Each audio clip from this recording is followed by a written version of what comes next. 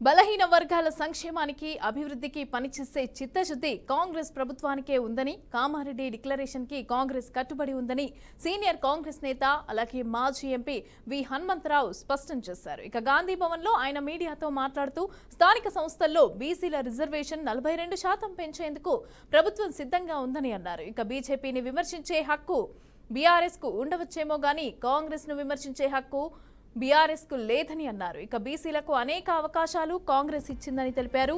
బీసీలను పీసీసీ అధ్యక్షులు చేసింది కాంగ్రెస్ పార్టీయేనని గుర్తు చేశారు. కేసీఆర్ ధర్నా చౌక్ లేకుండా చేయాలని చూశారని, ఇక మేము కొట్లాడి తెచ్చుకున్న ధర్నా చౌక్ ఇప్పుడు బీఆర్ఎస్ కు దిక్కయిందని ఎద్దేవా చేశారు. కాంగ్రెస్ బీజేపీ ఏం చేయలేదు. బీజేపీ వరకు మీకు మాట్లాడే హక్కు ఉన్నది, కానీ కాంగ్రెస్ గురించి మాట్లాడే హక్కు మీకు లేదని నేను బీఆర్ఎస్ నాయకులను అడుగుతున్నా. బీసీలకు మేము ఎంతో చేసినామని చెప్తున్నారు. ఏం చేసిర్రో చెప్పండి.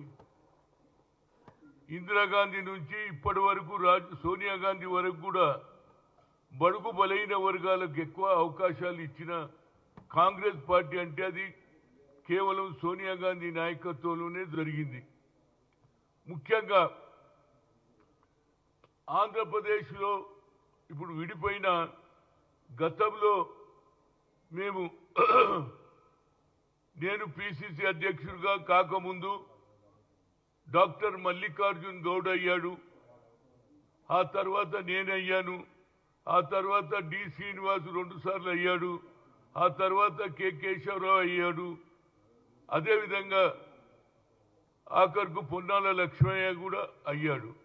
ఇవాళ ఎవరైనా మహేష్ కుమార్ గౌడ్ అయ్యాడు.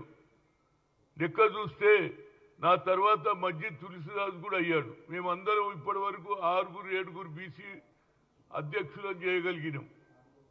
అంతేకాదు మీరు ఎంతవరకు ఈ 10 ఏళ్లలో